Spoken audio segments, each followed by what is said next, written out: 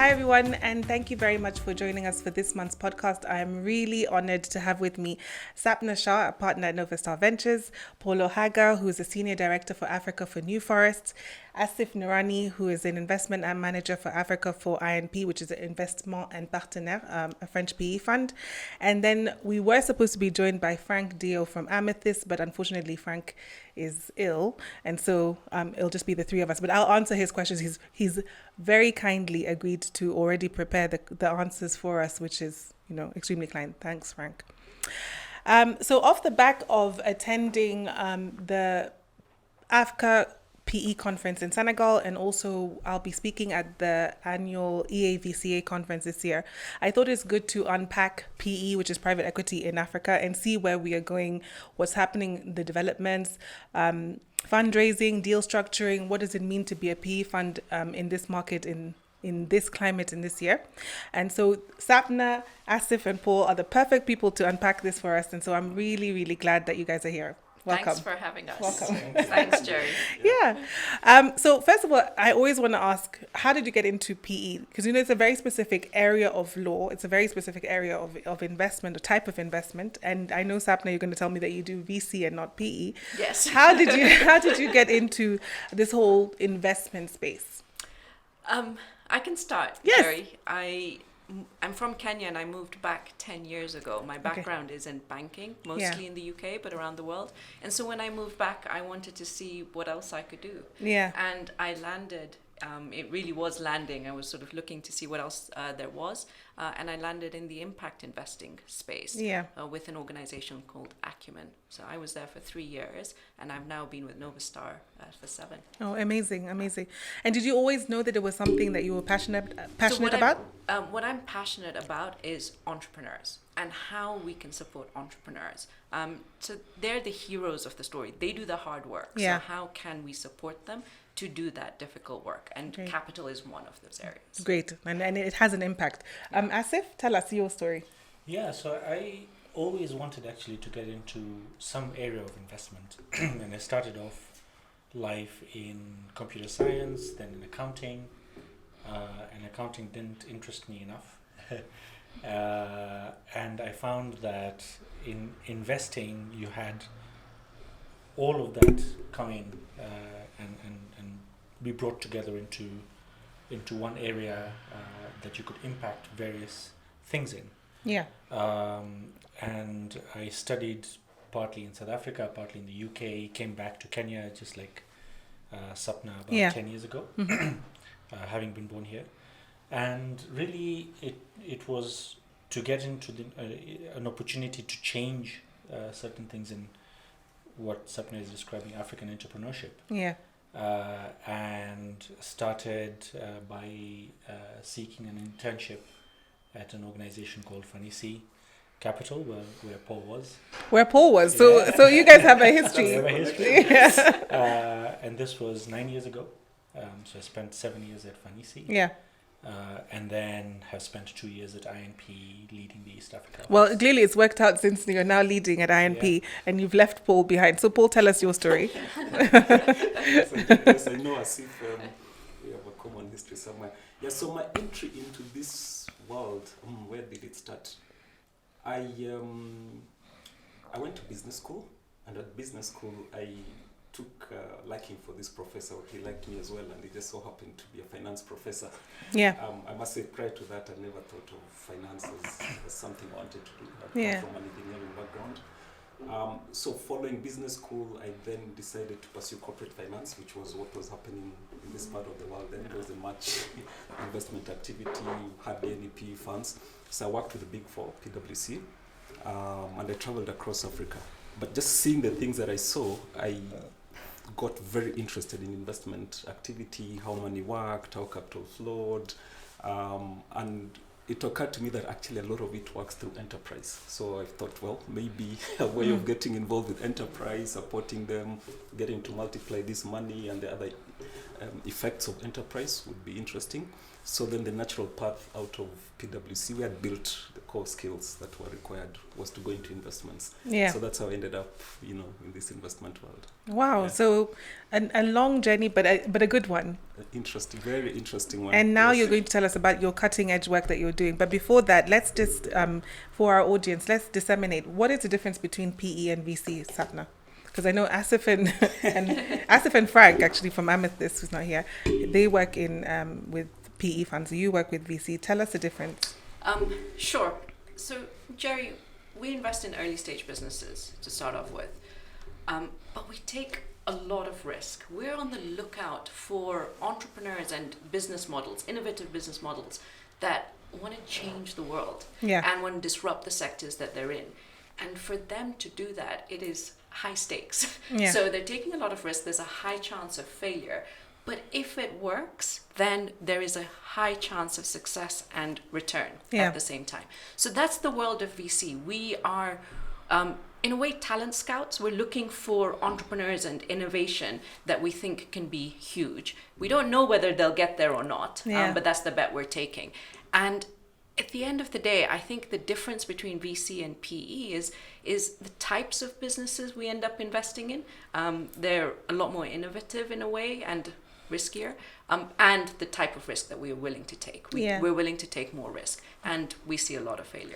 And a lot of success, I guess, because you're still around. So that's a great thing. The other thing I was going to say is that if you look at the PE and VC space, you're looking at either doing either of the two, so either private equity or venture capital, and then you're then going further to disseminate what kind of sectors you want to be working in, right? So Asif, you can tell us, because what is your particular focus in INP? You're dealing with SMEs, right? Correct. So we're dealing with SMEs, and the way we describe INP is an impact fund. Mm-hmm. And impact has many different facets, but really from a PE versus VC standpoint, we fall somewhere in between, in the middle of it, where we're looking at early stage, not taking as much risk as Sapna would at Novastar, but being that bridge between investing together with a fund like Novastar in businesses that are still innovative, but our risk appetite of what can be success or failure, or the number of businesses that can fail within our portfolio would not be as high as Novastar's. And when you look at that, we then describe ourselves as an SME investor. And what SME is also quite wide. It's got a wide portfolio. Look, but it's really businesses that are going to again change something within the sector that they're operating in, and are going to be catalyzing the overall change within the space in which they operate, or the country in which they operate, and going to eventually become a corporate that's going to be around for the next 100, 200 years. Amazing. I mean, the promise is always there, right? The potential and the want to develop and structure is always there. If you talk to Amethyst, and Frank has given us his answer, he's saying that they want to make sure that the quality of the work that entrepreneurs are doing in terms of ESG, so this is environmental social governance, is the standard is higher. Yeah, so that's where their focus lies, and it's very close to them. But when you're looking at Paul New Forest, how have you guys identified and then said this is the kind of area that we want to go to? Because you tell us a bit more about what you guys are doing, in fact. Yeah, so at New Forests, we, how would I describe us? We are not VC, we are PE, You're we are also a bit of an operating company, and what we basically look at is sustainable landscapes. Yeah. And even though we're called New Forests, just forestry happens to be anchoring these landscapes. But we see the landscapes as being sort of, how can I describe it? We have to look at it in its entirety, because it's all, the base of it is land, part of it could be forest, could be agriculture, could be other things, and we have to figure out the best use of our landscapes. At the heart of it is what we call natural solutions or nature-based solutions. which is at the heart of climate change at the moment. And what scientists and people around the world are saying is we can remove emissions on the one hand, but we must also go back and solve the problem that we are trying to solve by removing emissions, which was just distorting nature in the first place. So we can keep chasing reductions, but if we don't rebalance nature, it becomes a problem that never gets solved. So at the heart of it is trying to balance nature. Now the particular platform that we are running in Africa is Evergreen. It's set out to solve the problems for Sapna and Asif by being sort of the ultimate home for companies that are in this nature-based space. So we are a buyout fund essentially that provides a long-term. What does buyout fund mean? Meaning that we buy out companies that are relatively mature, we hold them and build them further. And so you're not talking about a PE investment, you're talking about a majority shareholding. Yes, we take majority shareholders, but having said that, we also have a sub facility which is set out to do early stage investing, so closer to VC and SME, to develop some of the smaller businesses that are not yet mature for that, and that we run alongside the core fund. But I think what I'm trying to get to is that you can decide to be a PE, you can also decide to be a VC, and then you can go further and say what type of PE you want to be and what type of VC you want to be. INP is saying that they're doing SME in the SME space. Amethyst is saying they're doing the ESG space, and you're saying that you're doing the evergreen. Is it the evergreen space? Yes, you can call it evergreen. Yes. Okay, so now that we're talking about that, when you look at where Africa is and where we're positioned, all of us, we're still talking about the potential that Africa has in all of these spaces. Why are we still talking about that as opposed to effecting it? Am I getting it wrong, Asif? So, if you look at the general funding that comes to Africa, and it's grown for the last 10 years, grown consistently, and if you look at the amount of funding that came into the PE and VC space in the first quarter of this year was equal or more than what happened the entire of last year.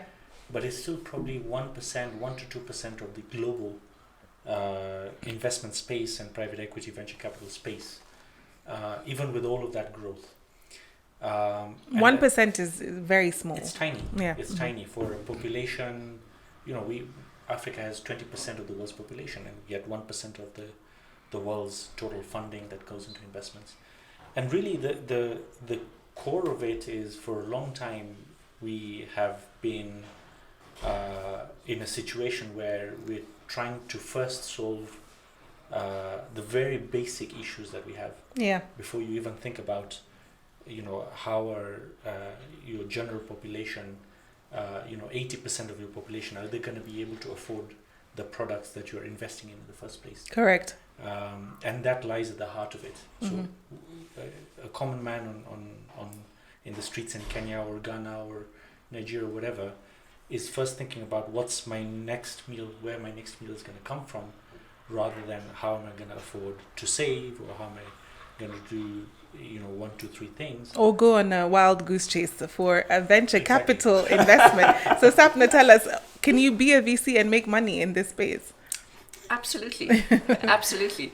And it's really linked to what Asif is saying. So the way that we think about things as at Novastar as a VC is investing in the businesses that are exactly addressing those large problems that people have on the continent. And those large problems are, where's my next meal? How am I going to get healthcare? How am I going to get my child educated? And those are the types of investments we're investing in that are disrupting the sectors, enabling them to be affordable, accessible, more innovative.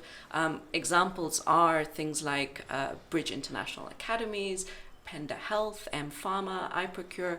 And so when these companies, when they figure it out, and they are able to address that, they will have millions of customers on the continent. And can you imagine how interesting that is for a strategic investor? Rather than starting from scratch, think, Unilever. Rather than starting from scratch, trying to access those consumers, they may as well buy the businesses that we've invested in so that they can have access to those consumers straight away. And that's how we make money. at the point of exit. Amazing. Now, these companies that we're investing in, the ones that are doing well, they could be IPOing on international exchanges as well.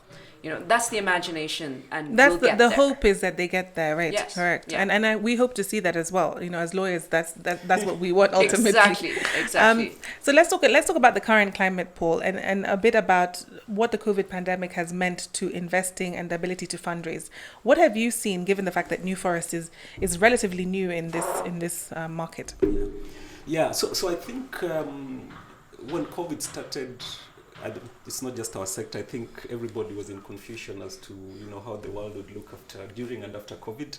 I think there was a period of uncertainty. A lot of people stopped deploying, just trying to figure out. You couldn't do due diligence. We didn't know how to work via Zoom. Then we're used to meeting face to face. But I think what I've seen over the last 12 months, possibly a bit longer, is there's a renewed energy. There's a lot more interest. It's almost like people are working on pent-up, energy, and there's a lot of, even just within Nairobi, lots of investors flying in and out now. We've seen a lot of interest, even in New Forest, from new LPs from different parts of the world that are looking into Africa in particular. Yeah. So the energy for me is actually much bigger than it was even pre-COVID. We've obviously figured out new ways of doing deals. I've been dealing with investors in Europe for the last, over 12 months, and some of them I've never met. But somehow we figured out a way to work with what's available. And the new way of working has just come about. So even hopping back to what you said about PE and VC being involved in critical or essential services, Asif, now are we going to see a renewed energy for new types of investments as opposed to those that are just bridging the gap between what is essential and what is needed in the African continent? I think at the heart of making money and creating an impact is in fact the essential services, because if you think about it, what does somebody in Kenya or in Africa need? A shelter, food, access to food, access to decent healthcare, access to decent education, and access to some finance and some savings, etc., or loans to actually build their business. And we're quite entrepreneurial as Kenyans and as Africans. So why do you want to then shift? And that's the mindset, is why shift necessarily to something else apart from the big real issues that we have, where if you get them right, you can change how we do things, and you're able to also be quite financially successful. Yeah, but the point is that I guess in an ideal world, we wouldn't still be talking about these essential services to the point where they're still needed. Yeah, investments can move beyond that to things that are, aspirational for the African continent. But I guess maybe what you're saying is that we're not yet there. But I would say, can I say yes, something? Yes, go ahead. That it's everywhere around the world, like whatever that is, right? That's all the sort of consumption that happens. Yeah. And so, we just consume sort of more of that as part of our basket of goods, right? Compared to elsewhere. That's just a factor. Yeah. What I think is really exciting is the fact that we can leapfrog business models, right? And I think that is very exciting. We don't need to copy and paste what is happened elsewhere, because actually we've seen some of the mistakes that have happened elsewhere, environmental impacts that are not accounted for and what have you. And so that's the innovation. And M-Pesa here in Kenya has shown us that, and we're seeing that in different businesses as well. So it sounds, why are we just doing basic goods and services? But the entrepreneurs we back are thinking about them in very different ways. I think that is the exciting thing. So even Sapna, let's talk about Novastar. You recently invested in an electric vehicle business. I mean, that is exciting in itself because it's an essential service, Asif will confirm, but it's also one that is changing and disrupting that space for public vehicles as well. Exactly. Tell us a bit about that. So, Njeri, you're talking about Bazigo. We're really excited to have invested in Bazigo earlier this year. It's an electric bus company, and really looking to change the way public transport in African cities works. The EV space is very exciting here in Kenya. There's a lot of things happening on the two-wheeler, three-wheeler, bus space, especially because if we think about it, globally, there is this move towards thinking about our consumption and how we consume, how climate friendly or not it is. Correct. Paul will tell us that. Yes, exactly. And there are billions of dollars that have gone into mobility and shifting mobility into something greener than what we have right now with our petrol. And here in Kenya especially, we are, I think, around 75% renewable in terms of how we generate our power. Amazing. So if we can do it here, that is a model for the rest of the world. Correct. And then that is how we will disrupt and leapfrog ahead of other countries. So yes, thank you so much. And so sorry, if people are looking at what's an interesting sector to invest in, definitely have a look at EVs in Kenya. Yeah, I mean, we've seen it ourselves, in working wise. Go ahead, Asif. No, and I think one of the things that really is a catalyst to that change when you're looking at essential services and products is the injection of technology into it. Yes. And that really is what helps us leapfrog, and the ability to, if you just look at how cost of internet has dropped over the last 10 years, has helped us, grow the current fintech space that's there, including things like EV and all of that. Yeah, I mean, that technology we will come to because I think that's an essential part. But I wanted to go back to you, Paul, just to tell us a bit about, you're talking about these green investments. Can you give us a solid example of something that you've done recently that our audience can identify with? Okay, so we've obviously started from what's sort of most easily definable, which is forestry. Yeah. And right now we are we've acquired and beginning to expand some forestry activities in Uganda, Tanzania, Mozambique, and this is primarily for the timber markets. So building and then selling off the trees. Is that it? Well, we process as well. Processing, so we have full value chain, anything along the forestry landscape value chain. And where is the investment and where is the return? Okay, so the investment is in actual trees. Okay. It has to sit on land. We are less interested in the land though. We are more interested in the trees. And the reason we do this is because when you look at the whole climate space, forestry is at the heart of it. Yeah. Africa has almost 20% of the world's natural forests, which are quickly getting depleted. Yeah. And what we do is we come in and do commercial forestry, which globally is about 10% of forest cover, but contributes about 70-80% of timber. And so what we're trying to say is to conserve natural forests, can we do commercial forestry on smaller spaces to fill up, what was being taken, by natural forests, so that we conserve natural forests. But it doesn't stop there. Within the forestry space, we do anything innovative that allows for either trees to be held on the ground longer, working with small growers who can also, make use of their land, by, planting trees, holding them longer, being off-takers for that. We also work with some of the communities to develop carbon projects because they have land neighboring some of these forests. Forestry by nature is a rural product. So we work with the communities around to give them livelihoods, one of which is just carbon. We also within the forest. And in that carbon, are you talking about carbon offsetting or carbon credits? Both carbon credits and carbon offsetting. Okay, all right. Whatever the market and that particular place offers. There's a lot of work in the carbon space. It's a high value market right now. And that's why you see a lot of money coming into the space. But it takes a lot of work and credibility to put it together. Yeah. Where is the return for investee for your I guess your GPs? Yeah, so the return for us, the primary product is, as it is on the core fund, is just timber markets. Okay. But we know that carbon prices around the world are growing rapidly. There are two kinds of markets. There's voluntary and which is what we have in Africa and regulated in a lot of developed markets. So we are still trying to figure out in the voluntary markets like Africa how to do this at scale. And the investors are interested in that return, okay, I which see. we expect to come on top of the timber markets. I guess the key question becomes, at what point do you stop selling timber? And then just do the carbon offsetting and carbon credits. Get, timber to build our houses. Yeah. So it's a tricky sort of trade-off we'll have to get to. But yours is a very specific type of return, because it's based on land and land management and the forestry sector. Yes, it is. So forestry by nature around the world was driven by pension funds. Okay. Because it's not different from real estate. It was stable returns, not very high, but steady cash flows.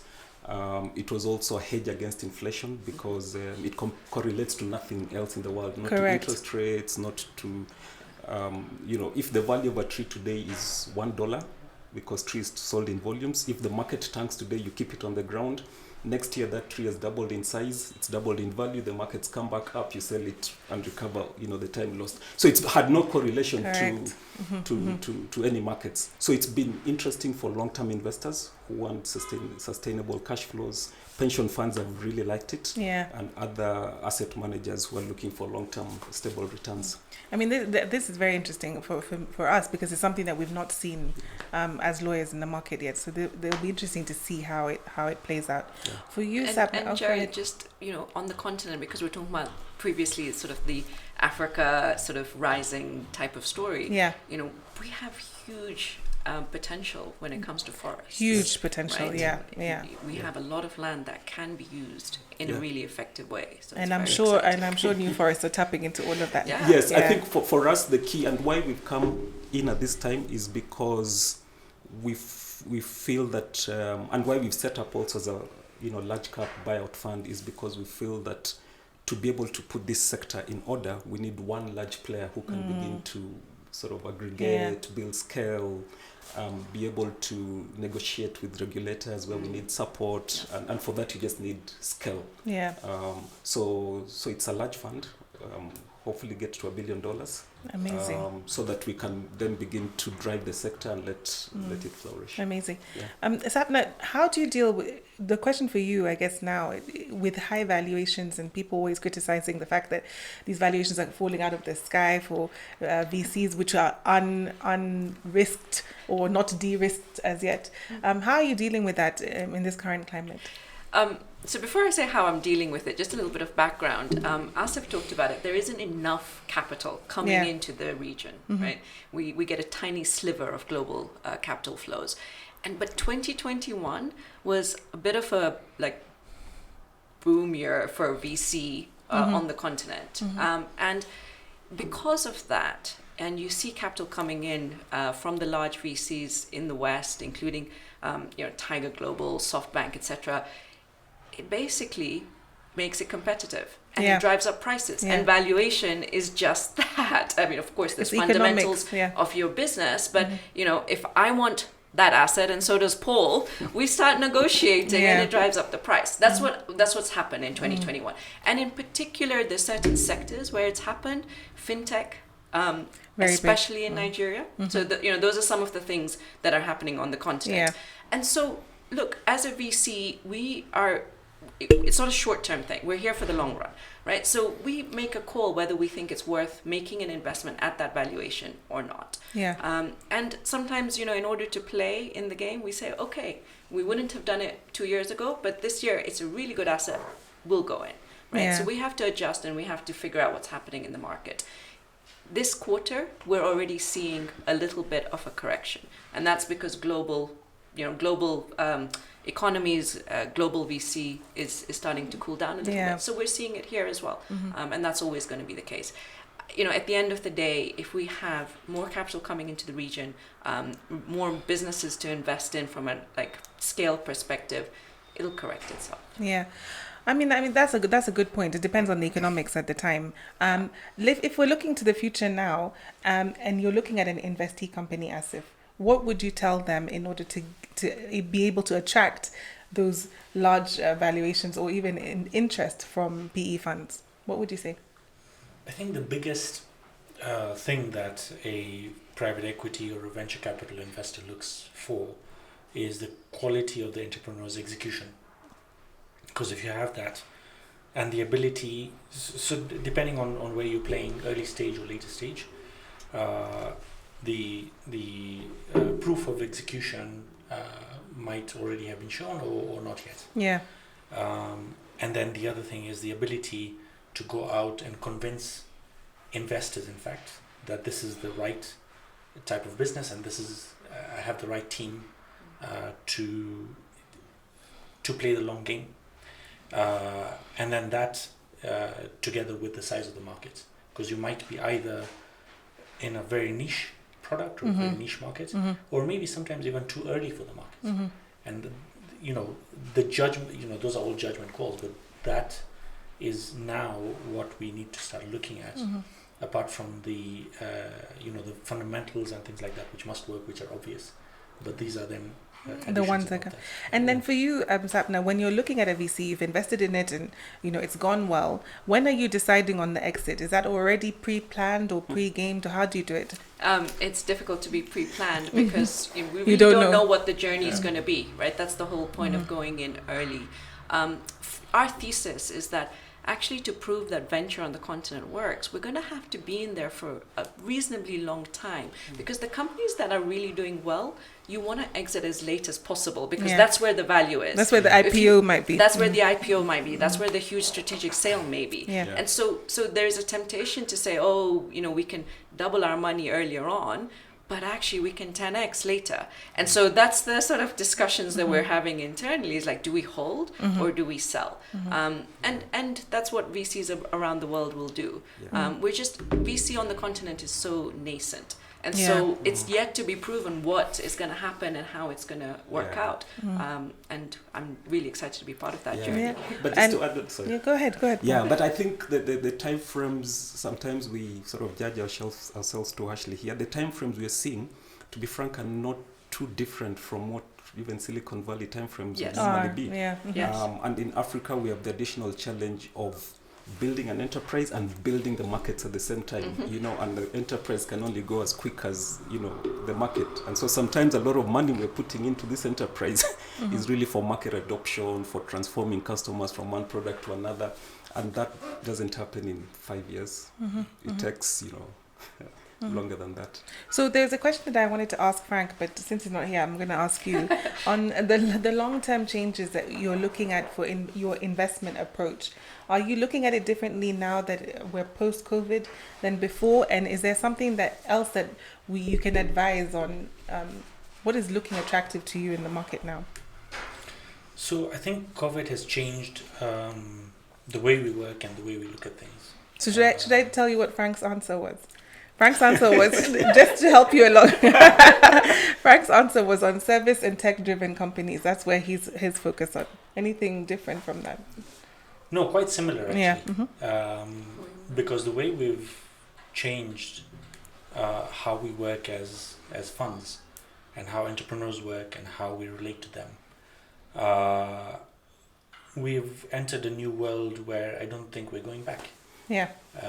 In many different aspects. And that has a lot of positives, one in just efficiency and how we work, but also in terms of time, and also reducing the carbon footprint of flying around every month. Yeah. So that has changed. And then the infusion of technology, we talked about what M-Pesa has done. And that has been a long time coming, but the acceleration is just excellent. And today, if you break down, and it's happened to me, if you break down somewhere along Nairobi and Nakuru, you can actually pay through M-Pesa, get a new engine, for example. And it get it delivered. Somewhere on the road, get it fixed within 24 hours, which you cannot even do somewhere in Europe or the US. That's probably true, yeah. So the other thing that I wanted to talk about is the way that we are actually approaching ourselves as individuals, right, Paul? And maybe Sapna, you can chip in on that. So you've heard of the Great Resignation, where people are no longer willing to stay in a 9-to-5 just for the sake of it, and it's not that interesting to be doing a boring job that is not going to give you value or whatever you see value as. And how does that then affect your ability to attract investee companies, or even, the people that you are transacting with, and even for you, the VCs, maybe they're not willing to be as patient as other VC companies were at the start of the game. So what is the approach that we need to take now that we know that, we're dealing with a different generation? Yeah, I first of all, when my kids tell me about generations, they list, I don't know what generation. I think we're Generation Z, right? I think. Yeah, but I think they are now on to another generation. Yeah. And each, comes with its own, I don't know how it happens, but its own characteristics that are able to be profiled. And I don't know if there's much that you can do about changing them. But I think you can do something about changing the environment that we create for whichever generation. I think one of the things that, for example, COVID has taught us is that we can actually, work from home, work from different spaces and still be productive. I think at the heart of it for me is really how to get what you want out of the, your human capital, how to get them more productive. And the sooner you figure that out, the better. But it just means that also you must clearly define the culture that you want to build and the style that you want to build, so that when you go to find these people, they are of that culture and that profile, and you're not trying to get a different sort of fit and trying to retrofit it. The market in Kenya has changed rapidly, again with time, obviously. There was a time when everyone wanted to work, in a multinational. There was a time when, prior to that, everyone wanted to be in government. Yeah.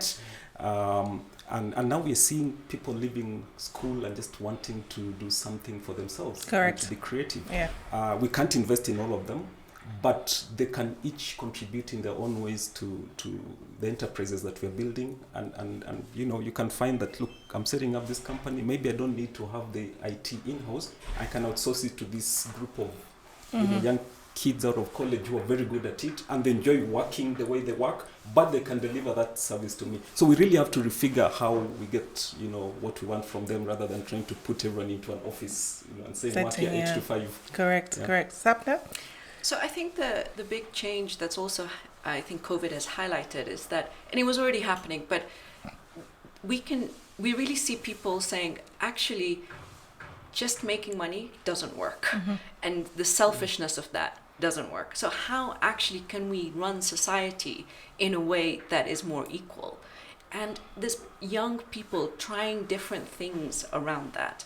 And we as Novastar will figure out the ones that can create the impact but also create the returns. But overall, that is such a bonus. We'll see entrepreneurs that want to fix the environment.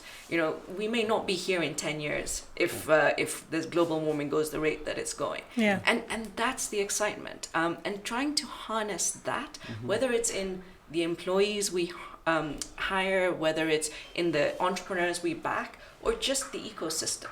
Yeah. I think there's a lot of potential. Yeah.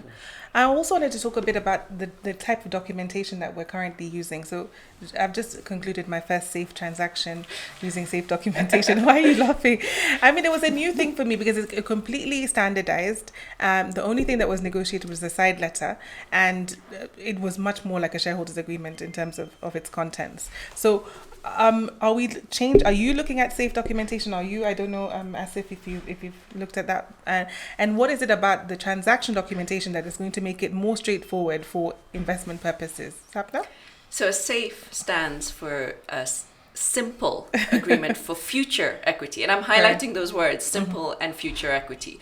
And it was created because it was created by Y Combinator, an accelerator in the US, for entrepreneurs to have a very easy contract. Correct. Early stage entrepreneurs to have a very easy contract with investors, so they don't have to spend months negotiating things. Now, on the investor side, that makes it harder. It's very standardized, but as Novastar, there's certain sort of investor protections that most investors in this continent will need, and so that doesn't feature there. So I think there's something in between where, yes, you can use a SAFE as a standard contract, but then you have to have some things added in the side letter. Yeah. But it makes it faster. Definitely faster. It's much more entrepreneur friendly. But and we just need to look at whether or not there's a stopgap between the traditional due diligence SPA type documentation and then now the SAFE, which is very, very easy. Asif, have you looked into this? So we have considered a couple of SAFE investments. Haven't made an investment through SAFE. Yeah. We tend to have the same issue, which many funds will have, in that there's particular protections that you want, which the SAFE doesn't have a feature in. Yeah. There's a new SAFE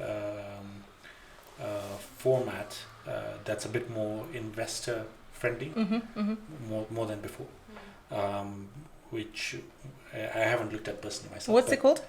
Still SAFE. Oh, still SAFE, but just SAFE 2.0, whatever. But yes, so at the end of the day, you can negotiate anything really. So you don't have to stick to the standard SAFE document. You can have a side letter, or you can edit and put certain things that you need, so long as there's agreement. But the idea is to be faster.